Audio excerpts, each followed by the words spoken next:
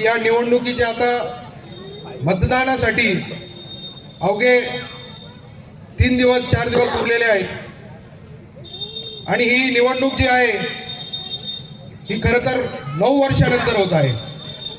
या 9 वर्षाच्या कालखंडामध्ये 2016ला जेव्हा आम्ही याच ठिकाणी सभा घेतली, दुर्दैवाने आमच्या उमेदवारांना इथं यश नाही आलं।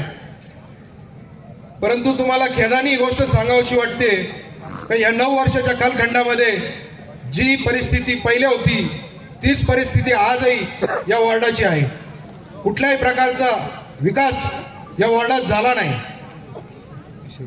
आणि म्हणून आपल्याला येणाऱ्या 2 तारखेला जी निवडणूक होणार आहे, आपल्याला मतदान करायचं आहे। येत्या 2 तारखेला घड्याळ या चिन्हावरील बटन दाबून या प्रभागातील दोन्ही उमेदवार आणि काकासाहेब कोयटे नगराध्यक्षाचे उमेदवार यांना मतदान करून आपल्याला परिवर्तन या घडवायचं आहे।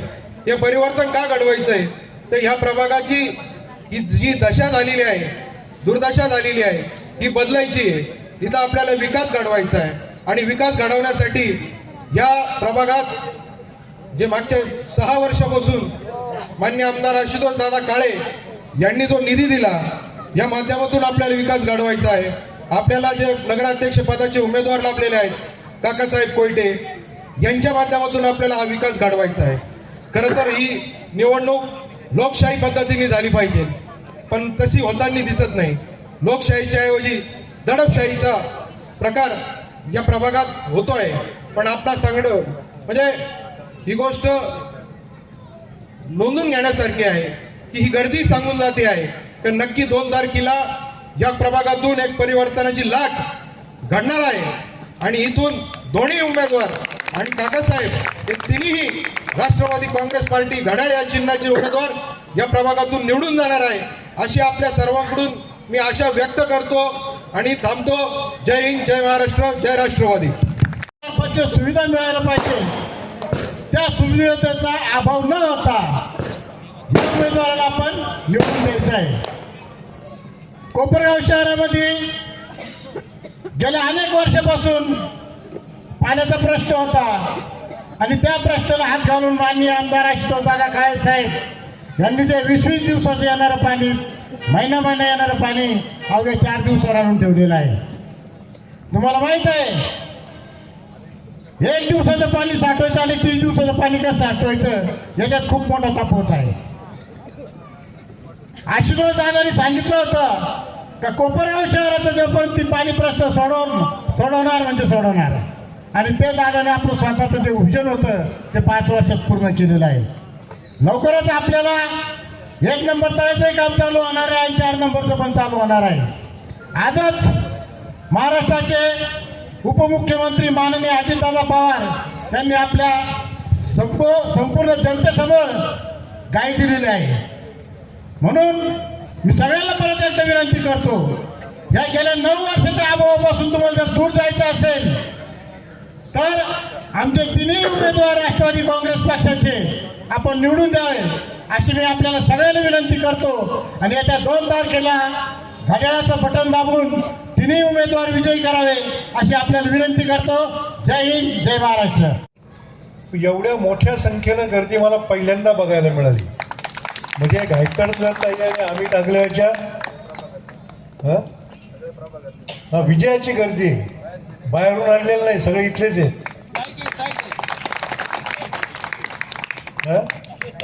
स्थायिक आहेत सगळे।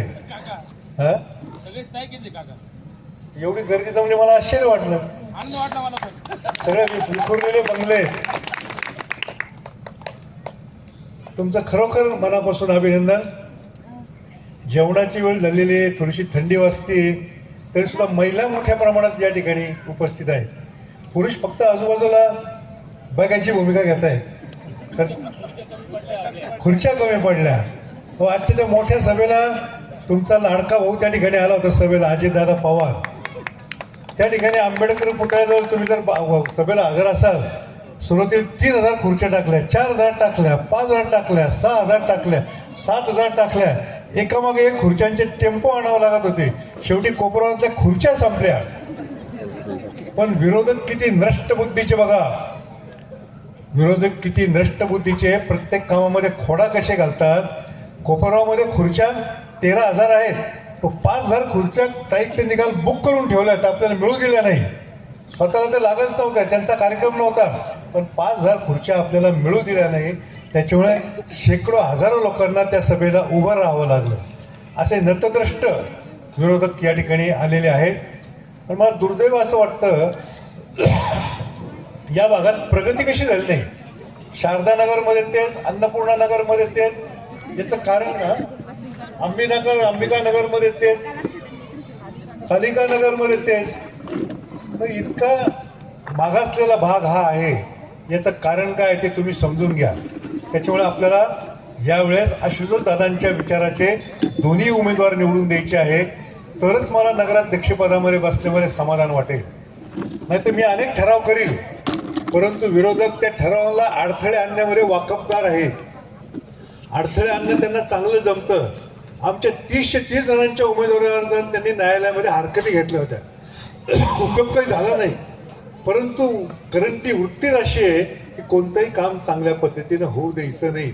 अजितदादांनी कोपरगावातल्या अनेक रस्त्यांची कामं मंजूर करून आणली. SG विद्यालय रोड तुम्ही बघा, बँक रोड बघा, गुरुद्वारा रोड बघा, धर्मा रोड बघा. या सगळ्या कामांचे मंजुरी असताना सुद्धा विरोधकांनी त्याला न्यायालयातून स्थगिती आणण्याचा प्रयत्न केला. पण आमचं सुनील गांगुले असतील, कृष्णा आढाव असतील, यांच्यासारखे भक्कम सहकारी आशुतोष दादांना मिळालेले असल्यामुळे तो डाव त्यांनी हाणून पाडला. थोडा उशीर झाला, तर ते रस्ते सुद्धा अतिशय चांगल्या दर्जाचे आहेत. त्या लोकांना बोलायला लाज वाटली पाहिजे की कोपरगाव धुळगाव आहे. अरे धुळगाव तुम्ही केलेलं आहे. आशुतोष दादांनी 75% धूळ कोपरगावची कमी केलेली आहे.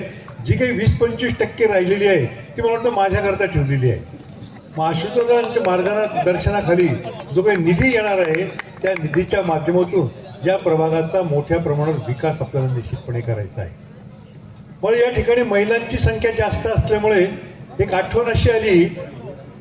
मला सांगा, तुमच्यातल्या लाडक्या बहिणी किती आहेत?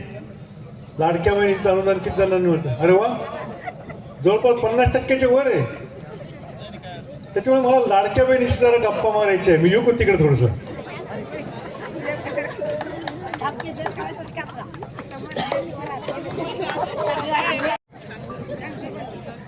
मुलांसाठी उपयोग करतो सर. हा, माझं तेच म्हणणं आहे. ते पैसे घर खर्चाकरता खर्च करू नका. मुलाबाळांच्या शिक्षणाकरता, सासू सासऱ्यांच्या आजारपणा करता, हॉस्पिटल करता, लग्न करता ते पैसे बँकेत शिल्लक ठेवा, काढू नका. मग अनेक महिला मला विचारतात, मग आम्हाला नवऱ्याला थोडीशी घर प्रपंचाला मदत करायची, आम्ही काय करायचं? तेच पैसे आम्ही देणार होतो, ते देऊ नका. तुम्हाला नवऱ्याला घर प्रपंचाला जो हातभार लावायचा त्याची जबाबदारी तुम्ही माझ्यावर सोपा. कसं करायचं मी तुम्हाला सांगतो. तुमची काही उद्योग व्यवसाय करायची तयारी आहे का महिलांची? उद्योग व्यवसाय करायचं म्हणजे कुठं खोरपण्याला जायचं नाही, निंदीला जायचं नाही, भांडे घासायला जायचं नाही, धुणं धुवायला जायचं नाही. तुम्हाला घरी बसून मी काम देईन. नवीन ज्या पोरी आहेत त्यांना माहीत असेल वर्क फ्रॉम होम निघालाय, माहितीये का? घरी बसून काम करायचं, कुठं जायचं नाही कामाला. तसं मी तुम्हाला घरात बसून वर्क फ्रॉम होम करायला देणार आहे. काय करायला देणार आहे? आशुतोष दादांनी 15 दिवसापूर्वी प्रदर्शनमध्ये महिलांसाठी एक प्रशिक्षण वर्ग घेतलेला होता. काय शिकवलं त्याच्यामध्ये? त्याच्यामध्ये शिकवलं महिलांनी, होते काही महिला त्याच्यामध्ये होते ना? हा, त्याच्यामध्ये काय शिकवलं? 9वारी साडींची शिवण त्या तिकडे शिकवलं. आता 9वारी साडी किती जणी घालतात? 9वारी साडी आजीबाई सारखे आहेत थोडेफार. तुम्ही बी शिवलेलं नाही घालणार. या शिवलेल्या साड्या सुद्धा आपल्याला मुंबई पुण्याच्या लोकांना विकायच्या आहे. त्याची जबाबदारी मी घेणार आहे. आपली ही कॉर्नर सभा प्रभाग नंबर 5 या प्रभागावर खरं तर खूप वेगळं प्रेम काळे कुटुंब करतं. आणि म्हणून आजच्या या कार्यक्रमासाठी आपण एवढ्या महिला भगिनी इथं उपस्थित आल्या त्याबद्दल पहिले तर आपले सगळ्यांसाठी आपण टाळ्या वाजवूया. नगरपालिकेचं इलेक्शन गेल्या 15-20 दिवसापासून आपण बघतोय प्रत्येक जण आपल्यापर्यंत येत आहे. मला फक्त आपल्याला एक आठवण करून द्यायची आहे. अन्नपूर्णा नगरमधील, त्याचबरोबर कालिका नगरमधील, शारदा नगर, अंबिका नगर, या सर्व नगर जेवढे आहेत त्यामध्ये कुठेतरी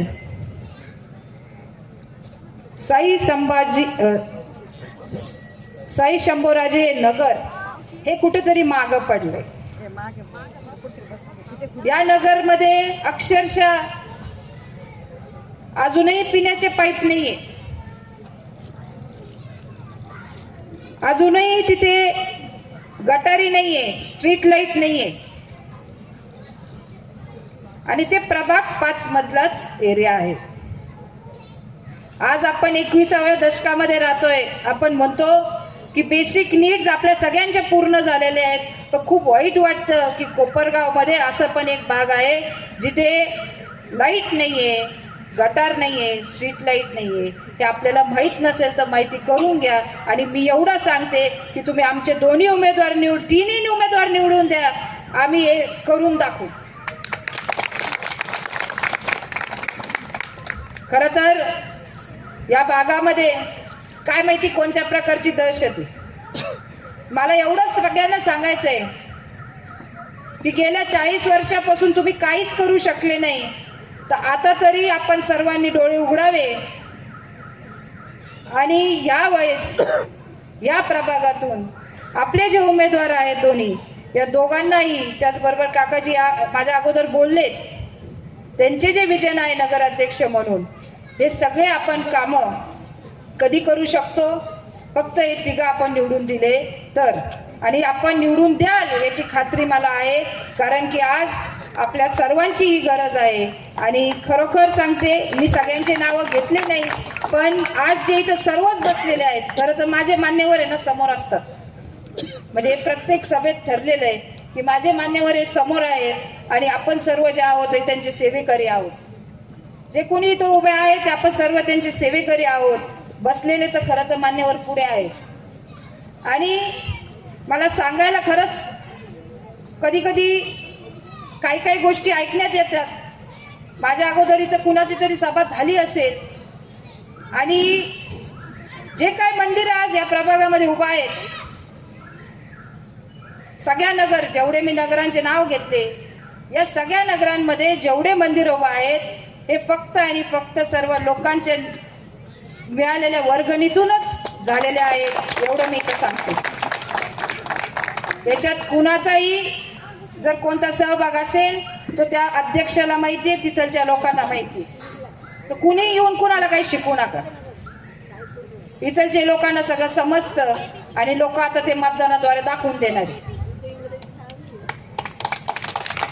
याच्या व्यतिरिक्त आज आपण ज्या प्रत्येक मंदिराच्या परिसरामध्ये, आता हा एवढा मोठा परिसर आहे, त्याचबरोबर इतर देखील मंदिरं आहेत प्रत्येक नगरामध्ये.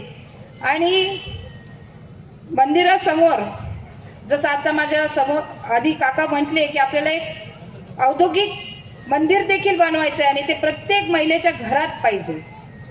आणि हा जो काय एरिया आहे, असेच एरिया आपले जे ओपन स्पेसेस आहेत ते डेव्हलप आपल्याला करायचे. आपले लहान मुलं असतील, आपले वडीलधारे माणसं असतील, आपल्यासाठी असेल, जे वॉकिंग ट्रॅक असेल, जे गार्डन असेल, अशा पद्धतीचे आपल्याला करायचे आहे. तर तुम्ही आम्हाला संधी द्या अशी मी तुमच्याकडे विनंती करणार आहे. याच्या व्यतिरिक्त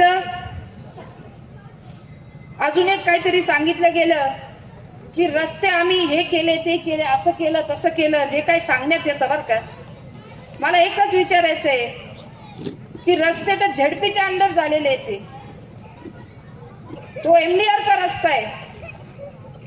मग कुणी कोणाच्या भूलताप्याला बळी पडू नका.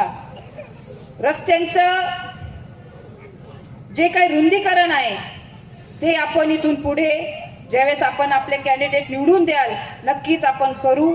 एवढं मी इथं बोलू इच्छिते.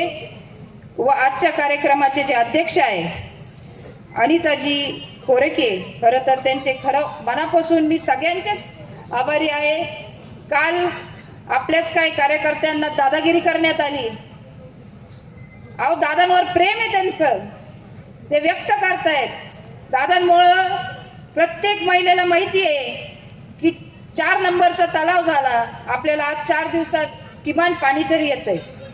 याच्या अगोदर 20-20 दिवस आपण पाणी नव्हतं गावात, बरोबर आहे. या भागात तर अक्षरशः मी जे सांगितलं की एक असा प्रभाग आहे जिथं पाईप पण नाहीये, नळाला पाईप पण नाहीये, नळच नाही तिथपर्यंत.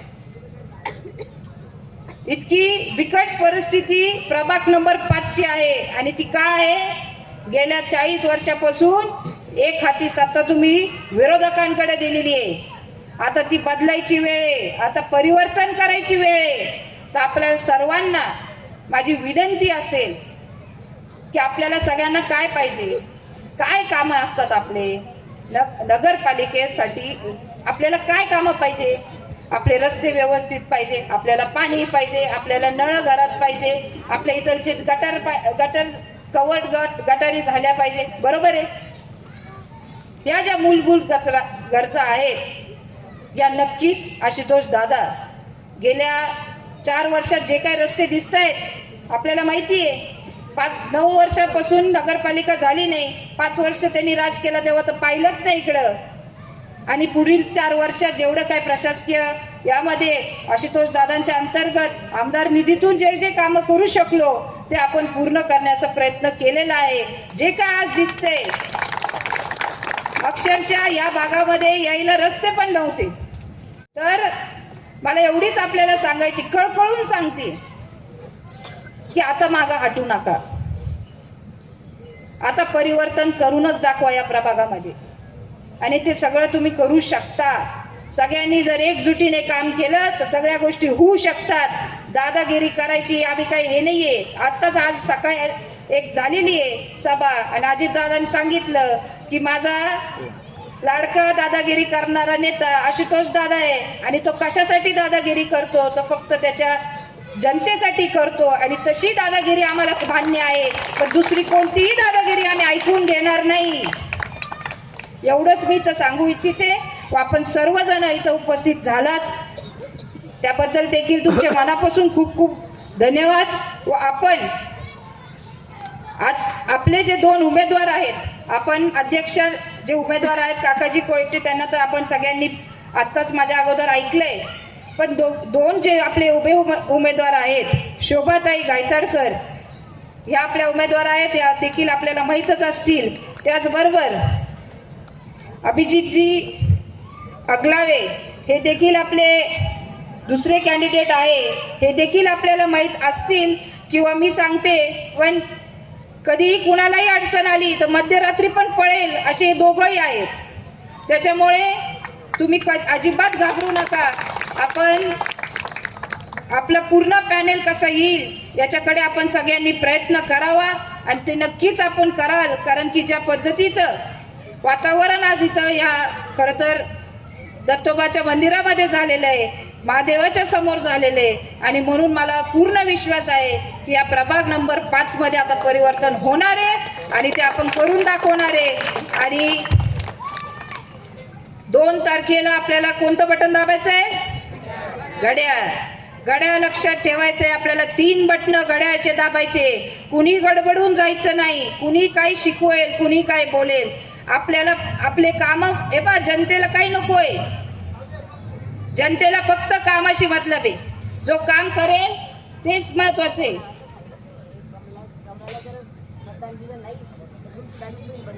नाही, लाडकी बहीण बंद करेल ते कोण आहे?